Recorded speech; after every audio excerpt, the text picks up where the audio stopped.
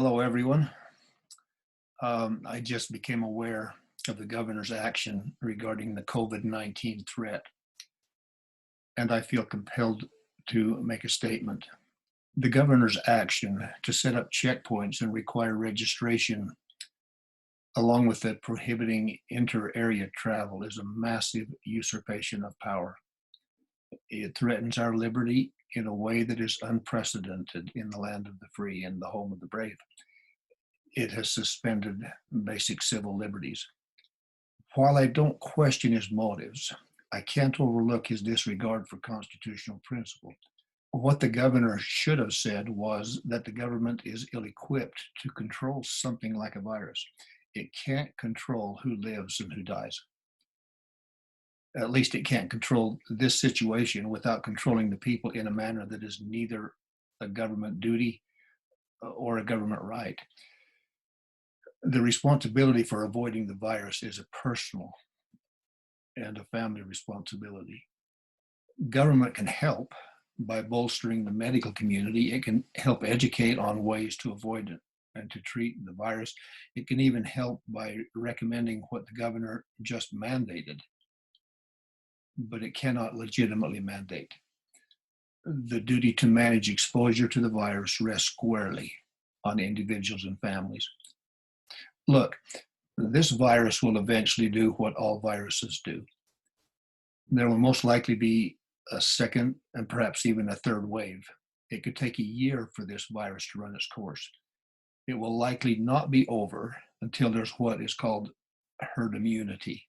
That means that enough people have achieved immunity that it's no longer passed freely from one person to another.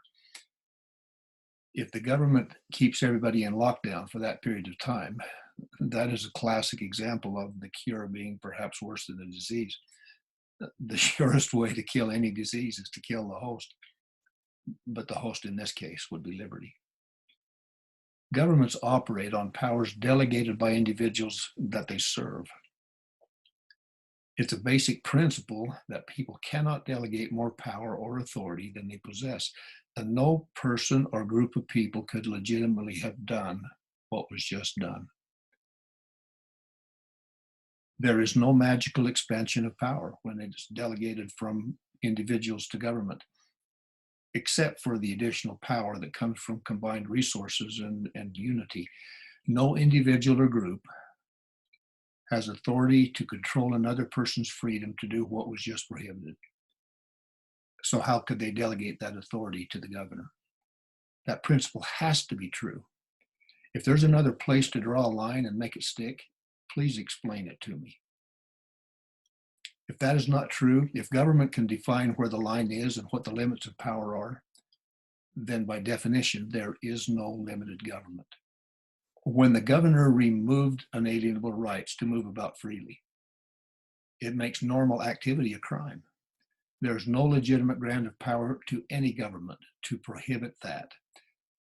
That's what happens under communist dictatorships. The legitimate purpose of government is to protect people from each other, not from what might happen if they're unwise. Look, I keep saying, being stupid is an inalienable right. If you start legislating wisdom, no law library will ever be able to hold all of the laws that would be created. Those who really want to avoid this virus can take the precautions to do so by their own initiative.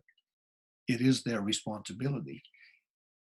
In order to protect us from everything, government would have to govern all your decisions, which is basically what just happened, at least part of them. If government can control one right, what stops it from controlling all rights? Please understand that I believe the governor's motives are pure in this action. But what I also know, the virus will eventually pass and most will survive. The economy will probably recover eventually.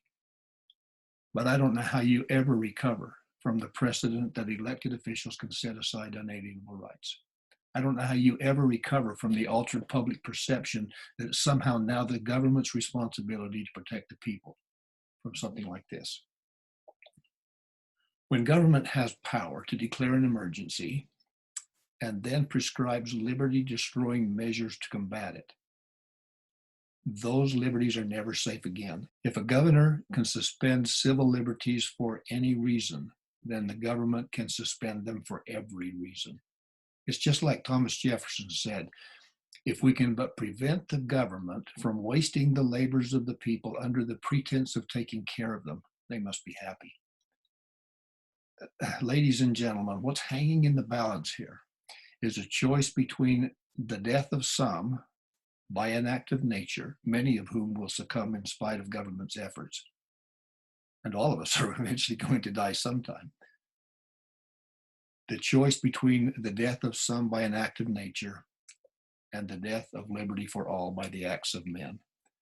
I believe the governor made the wrong choice. I encourage the governor to reconsider this action. If we don't correct this at some point, we will look back and realize what a giant step it was in undermining the liberties and the principles that our entire freedom and prosperity rest on. You can explain that to your grandkids while you're trying to describe to them what it was like to be free. My name is Doug Heaton.